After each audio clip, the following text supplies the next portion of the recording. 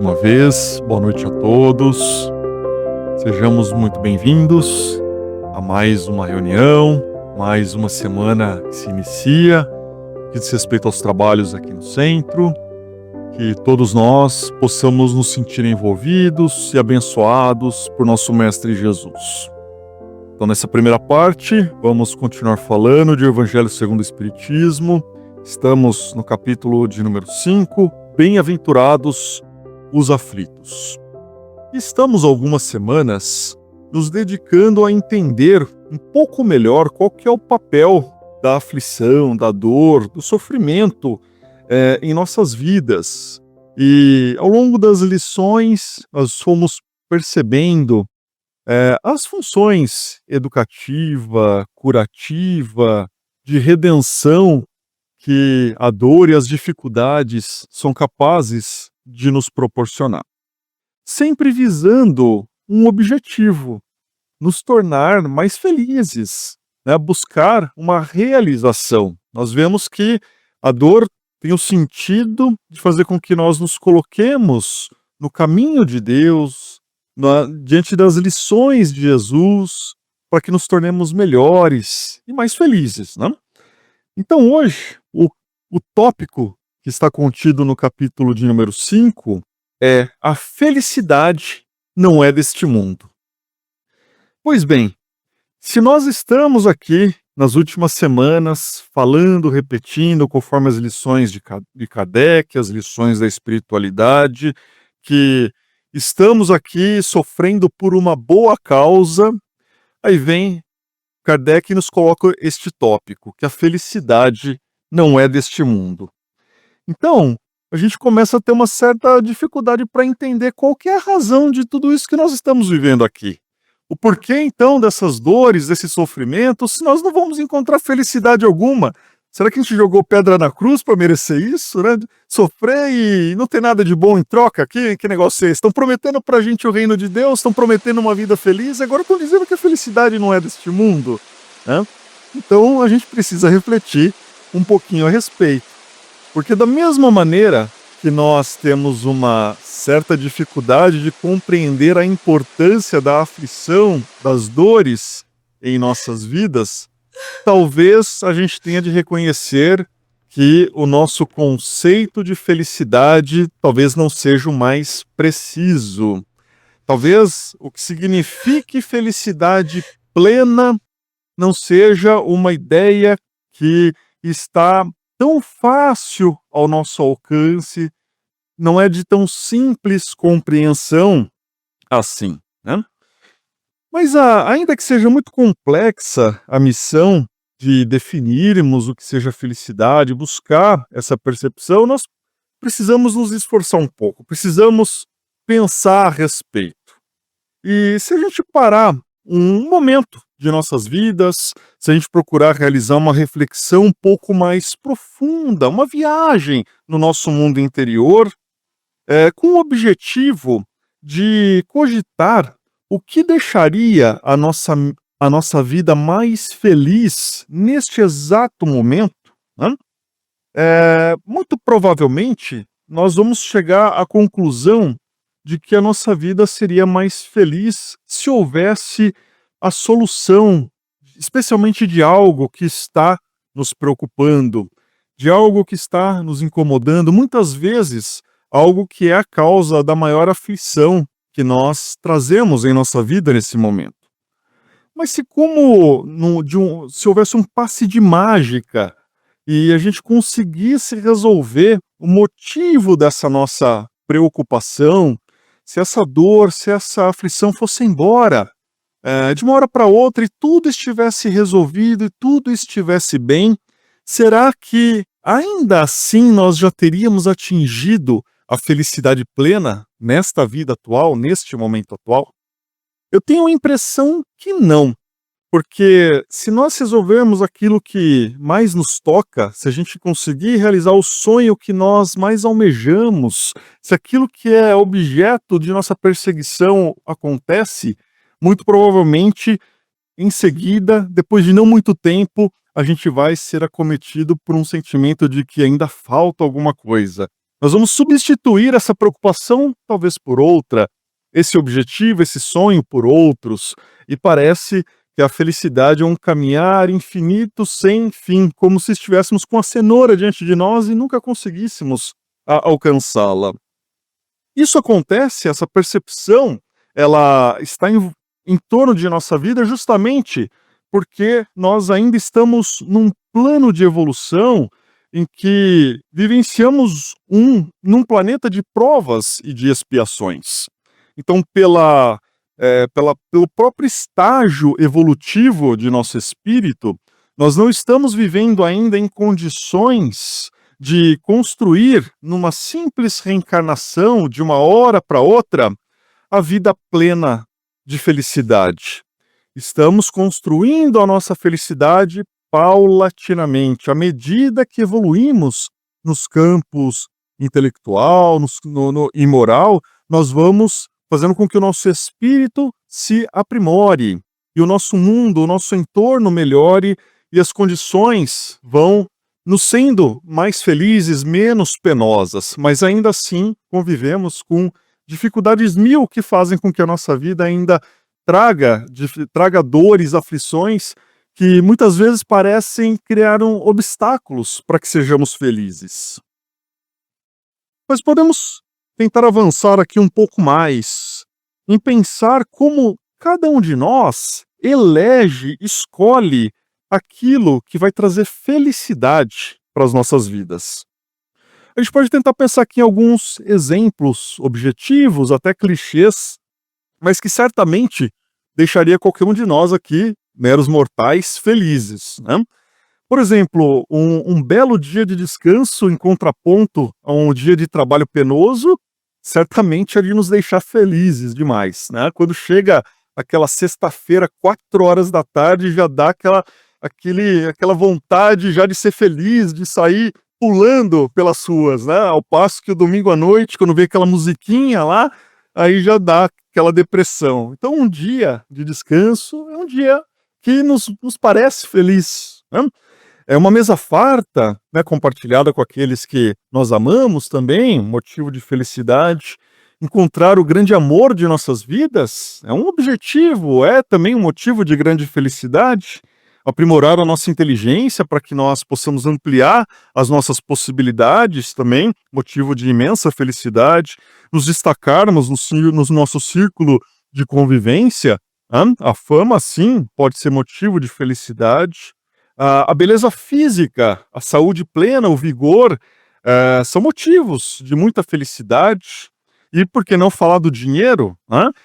Muitas vezes estamos ali empregando a maior parte do nosso tempo em busca dos recursos materiais. Nada mais justo que nos traga felicidade, porque afinal de contas estamos vivenciando uma experiência material.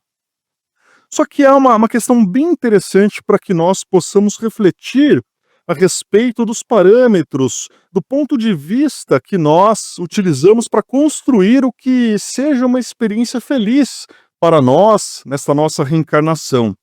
E me parece que nós poderíamos levantar vários aspectos para tratar desses parâmetros, mas eu destacaria aqui 2 deles, talvez sejam os 2 principais, digamos assim. Um primeiro aspecto que me ocorre é o fato de que muitas vezes nós somos incentivados a construir uma ideia de felicidade ou do que seria felicidade para as nossas vidas com base em parâmetros exteriores, muitas vezes com base em tendências, aquilo que é até colocado pela sociedade. Nós acabamos comprando, literalmente, alguns sonhos, alguns anseios, alguns desejos, supondo que aquilo será felicidade. Às vezes temos uma casa, queremos uma maior, mas nos esquecemos de que, na verdade, precisamos organizar um lar. Às vezes almejamos um cargo de maior responsabilidade, que possa nos dar mais notoriedade, mais recursos, mas muitas vezes esquecemos que temos de privilegiar o nosso talento, né? Muitas vezes queremos conviver num círculo social que são de pessoas que não têm sintonia com o nosso modo de ver o mundo. Então, muitas vezes, essa ideia de felicidade, ela vem por meio de uma construção exterior. E um outro aspecto que tem uma certa relação com este, e eu acho que é o que muitas vezes move a nossa percepção do que seja felicidade, é que muitas vezes vamos construir as bases de uma vida feliz em busca das conquistas que são meramente materiais. As conquistas materiais são de suma importância e nós não podemos, de modo algum, negligenciá-las, porque afinal de contas estamos aqui reencarnados. Agora é o momento de nós vivermos a experiência na matéria. No entanto, o grande problema é quando nós condicionamos a nossa felicidade à exclusiva conquista dessas questões de ordem material. E a maioria dos aspectos da vida que nós vislumbramos como um ideal de felicidade acabam sendo transitórios. Por isso que a gente não consegue construir uma percepção exata de felicidade plena se nós nos valermos tão somente em relação às questões de ordem material. Porque essas questões, embora importantes, elas são transitórias, elas são passageiras, elas são de caráter instrumental, nos servem de instrumentos para que nós possamos ter a vivência nesse corpo físico, nesse momento da nossa evolução, da nossa existência. Mas nós não podemos nos fixar, nos apegar exclusivamente a isso, porque senão sempre vamos sentir que falta alguma coisa dentro do nosso coração. Sempre existe algo a mais para ser conquistado, uma ânsia que nunca termina. Houve ali uma conquista, já precisamos ir para outra, e depois para outra, e assim sucessivamente, e acabamos por vivenciar um distúrbio até de ordem mental, como vemos em muitas pessoas que reúnem a maioria dos atributos da felicidade, como a fama, a beleza, a riqueza, e, no entanto, são pessoas com vidas muito vazias, com aquela falta realmente daquilo que nós entendemos como felicidade plena, felicidade real. Então, a maioria dos aspectos da nossa vida meramente materiais, eles vão passar.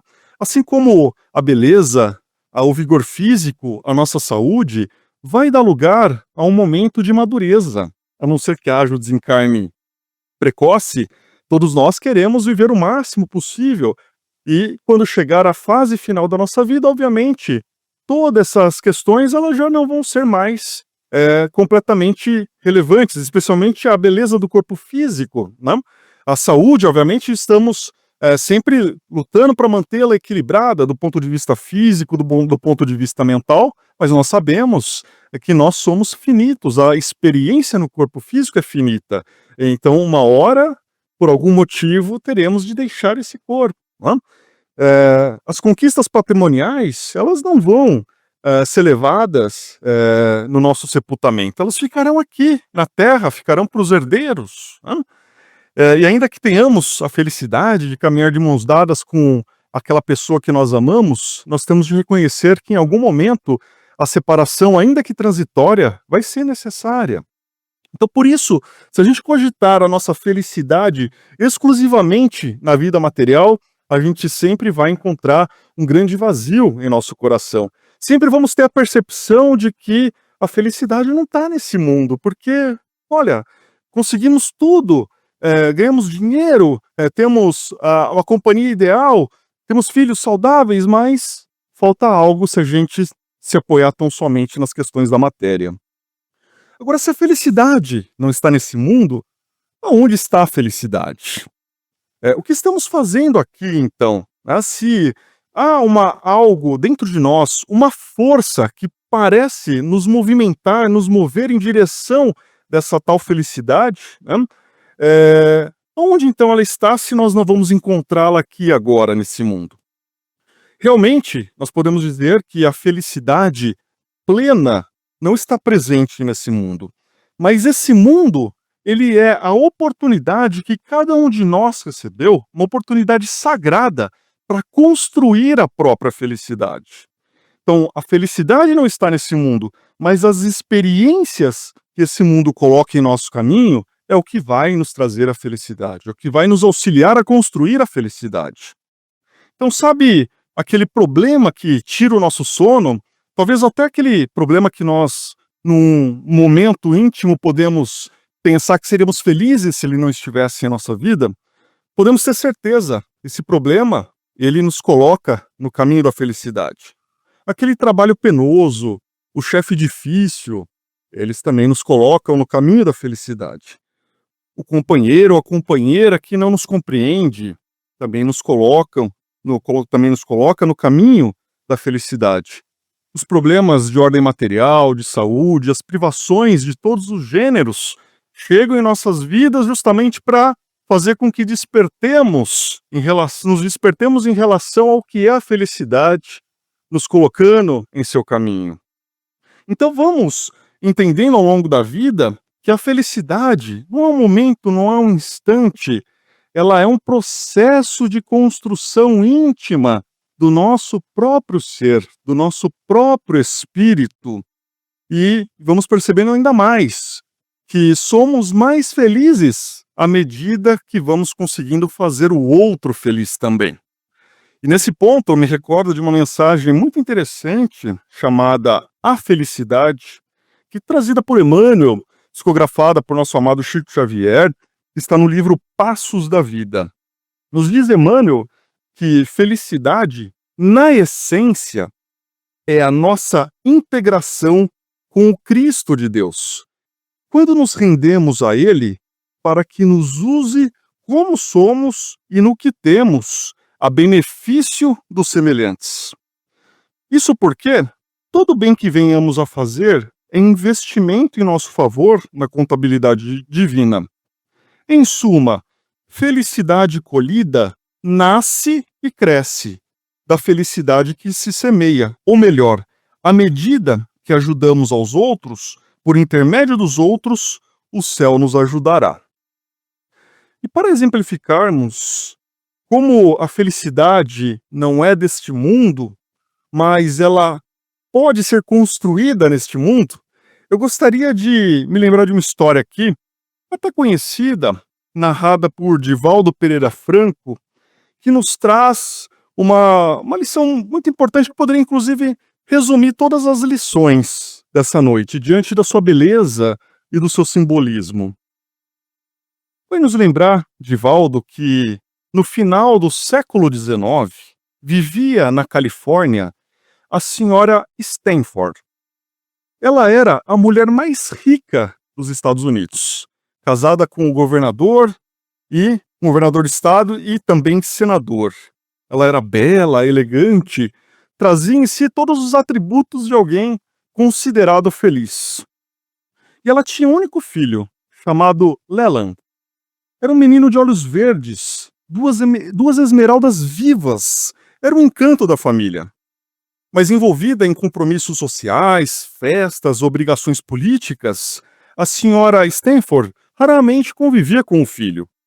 Ela dizia para as amigas: Leland tem tudo, né? Só que certo dia, uma tia pobre dela faleceu. E as convenções sociais da época exigiam que ela ficasse uma semana em casa, em luto. E ela lamentou, ficou aborrecida pelo prejuízo social que ela teria. Então o marido dela, o governador, disse: aproveite essa semana e fique então com Leland. Ela então foi até a ala do palácio onde o menino estava, e ali o Leland estavam tocando lindamente uma melodia no piano. E ela perguntou para ele: nossa, mas que música linda, o que ela quer dizer? Então ele disse assim: sim, mamãe, é uma história muito linda. É de um menino da Normandia. Todos os dias, o pai dele saía para pescar e a mãe o levava para esperá-lo ao entardecer. Mas um dia, o pai não voltou. Então a mãe esperou uma noite, 2 noites, 3 noites e por fim disse ao filho: meu filho, vou buscar teu pai. Ela entrou no mar e nunca mais voltou. Aí o menino ficou para sempre olhando o mar e olhando o horizonte. E a senhora Stanford se comoveu, disse: mas filho, essa história é muito triste. O menino respondeu: mamãe, mas é que essa história parece comigo. O papai sai e nunca volta, e a senhora vai atrás dele também e nunca volta, e eu fico aqui só, como aquele menino da melodia. Essas palavras rasgaram o coração da senhora Stanford, e durante aquela semana ela brincou com o filho como nunca fez. Pelos jardins, riu, se descontraiu, aproveitou a maternidade. No domingo seguinte, uma amiga a convidou para visitar um orfanato em São Francisco. E era um evento ali que seria acompanhado por jornalistas, por fotógrafos. E a senhora Stanford preparou algumas guloseimas e levou Leland com ela até esse orfanato. E quando chegou no orfanato, o menino teve um choque de realidade. Ele viu outras crianças como ele, só que eram crianças desamparadas. Crianças que não tinham pai, mãe, que viviam numa situação de vulnerabilidade, viviam famintas. E ele correu para distribuir as guloseimas, que foram logo disputadas pelas crianças, né? Aquilo tocou muito o coração do Leland. E voltando à mansão, o menino disse para a mãe que ficou encantado com o orfanato, que queria ajudar mais, que queria retornar ao local, participar do orfanato, mas a senhora Stanford lembrou o menino que havia uma grande distância social entre ele e aquelas outras crianças. Aí nos dias seguintes, o menino ficava com um pensamento fixo em relação ao orfanato. Ele perguntava para a mãe dele: mamãe, de que lado fica o orfanato? Ela apontava e ele dizia: ah, lá estão os meus irmãos do orfanato, eu queria tanto estar lá com eles. E em poucos dias ele adoeceu. Um médico da família foi consultá-lo e disse que ele estava com um problema de fundo emocional e que para resolver esse problema, a mãe deveria deixá-lo ir ao orfanato ou deveria realizar uma viagem com ele, bem distante. Ela optou pela viagem. Eles foram fazer um tour, uma volta pelo mundo, e estavam rumando com o navio em direção à Europa, quando o menino perguntou para ela: mamãe, de que lado fica São Francisco? E lá na proa do navio ela apontou: daquele lado, meu filho. Ele disse: ah, mamãe, lá estão os meus irmãos do orfanato. Então ele não tirava os meninos do orfanato da cabeça. Assim foi quando eles estiveram em Madrid, quando estiveram em Barcelona, quando estiveram em Paris, em Roma, até que quando chegaram na Grécia, o menino foi acometido pela febre amarela. Era uma epidemia na época. Então os pais correram até a Itália, onde ele teria uma condição melhor de tratamento, e em Roma ele recebeu o auxílio dos melhores médicos. Mas nenhum tipo de tratamento fazia com que ele reagisse. Numa noite ele pediu: mamãe, leve-me à janela, por favor. Aí ele perguntou: de que lado está São Francisco? Lá, meu filho. Falei: então é lá que estão os meus irmãos do orfanato. E pouco depois ele perguntou já com a voz fraca: mamãe, quando eu morrer, você será uma mãe que não tem filhos, não é mesmo? Ele era filho único. Falei: não digas isso, meu filho. Falei: então eu quero te pedir uma coisa. Seja a mãe dos filhos que não têm mãe. Falei: eu serei, meu filho. Falei: mamãe, eles estão chegando. Aí ele começou a delirar, até que, sorrindo, Leland partiu para o plano espiritual. Desesperada, a senhora Stanford levou o corpo do menino até São Francisco. Ela já não era mais aquela mulher alegre, entregue às convenções sociais. Ela estava transformada pela dor e pela compreensão do amor. E cumprindo a promessa, a senhora e o senhor Stanford passaram a se dedicar ao auxílio das crianças desamparadas. Fundaram orfanatos, escolas, dedicaram-se ao próximo. E 9 anos depois da partida de Leland, a senhora Stanford ficou viúva, quando decidiu doar todos os seus recursos para a construção da Universidade de Stanford, uma das maiores do mundo, em memória de seu filho Leland, que por meio de sua graça, de seus olhos verdes esmeralda, fez provar para a sua mãe e para todos nós que a felicidade é construída neste mundo. Vamos para a segunda parte. Uma boa noite a todos. Só agradecer pela presença. Nós vimos que muitas vezes nós focamos nossa felicidade naquilo que é perecível. Aí na Grécia Antiga, reuniram alguns sábios que eles achavam que a pessoa era infeliz porque ele tinha medo. Se ele não tivesse medo de nada, ele não era infeliz, ele seria feliz. Mas viram que sempre a gente tem medo de alguma coisa. Aí surgiu outros pregando que a gente é infeliz porque a gente não tem. E se a gente tiver, a gente é feliz. Descobriram também que não adiantava porque quando a gente tem medo de perder. A gente fica sempre pensando. Eu até lembro muito na história do sapateiro do rei, que o sapateiro ele fazia sapatos para o rei e era impecável o sapato. O rei ficou tão interessado que quis conhecê-lo, porque falou, puxa vida, ele faz com esmero, né? E o rei foi conhecer e viu que ele era muito pobre, mas quando o rei chegou ele estava cantando, estava feliz. Aí o rei conheceu ele, o rei pegou e trouxe para ele um pote de ouro. Vou te trazer um pote de ouro porque você merece. E aí começou a faltar o calçado para o rei foi atrás para ver o que estava acontecendo. Quando o rei chegou, estava aquele silêncio. O rei chegou, ele estava dentro da casinha dele lá, silencioso. Ele falou, graças a Deus que o senhor veio, porque aquele pote de ouro tirou meu sossego. Eu tenho medo da turma me roubar, eu enterro ele num lugar, desenterro, enterro no outro, desenterro. Ele trouxe infelicidade para mim. Eu era mais feliz quando eu só fazia o sapato e recebia aquele dinheiro. Essa história do Leland Stanford é maravilhosa. Mas tem uma outra muito interessante. Jerônimo Mendonça. Ele era tetraplégico. Quem aqui já viu a história de Jerônimo Mendonça? Espírita, palestrante, ele tinha uma voz grossa, né? Ele falava muito bem. Ele estava fazendo uma palestra sobre a felicidade. E nessa palestra, então tinha lá uma mulher, vamos dizer, e essa mulher, ela perguntou para ele depois, porque ele falou muito sobre a felicidade. O senhor pregou sobre a felicidade. O que é a felicidade para o senhor? Ele falou, a felicidade para mim, que eu estou há mais de 20 anos deitado de costa, seria virar de lado. Olha só, gente, como que às vezes a gente, por coisas insignificantes, a gente se torna infeliz, né? Aquele que é cego, a felicidade dele seria enxergar. Aquele que é tetraplégico seria andar. E olha que bom que nós estamos aqui. Como nós temos que agradecer muito a nossa lucidez. Olha só. Nós sabemos aonde nós estamos, do que nós estamos participando. Já é uma felicidade para nós. E a gente sente muitas vezes quando a gente perde um ente querido. Nesses anos de doutrina espírita aí, eu tive muitas experiências em relação a isso daí.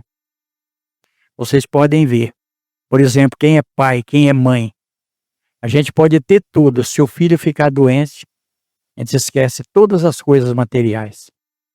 Porque quem ama é o espírito. O amor, ele é espiritual. E só o amor espiritual é que vai trazer felicidade para nós. A doutrina espírita dá essa condição para nós. Por quê? Porque nós vamos entendendo a vida. Nós vamos passando a conhecer aquilo que é melhor para nós. Nós vamos compreender as deficiências que a gente tem, a falta de coisas que a gente não tem e que muitas vezes não faz falta. Às vezes é uma coisa supérflua, mas a gente quer ter aquilo. E quando a gente adquire, perde a graça. É sempre assim. A gente luta para ter, luta para ter. Quando a gente tem, aquilo já não tem mais interesse para nós. A gente já vai almejar outra coisa. Faz parte da nossa vida. E Jesus nos abençoe. Nos fortaleça. Está encerrada a reunião. Muito obrigado, gente.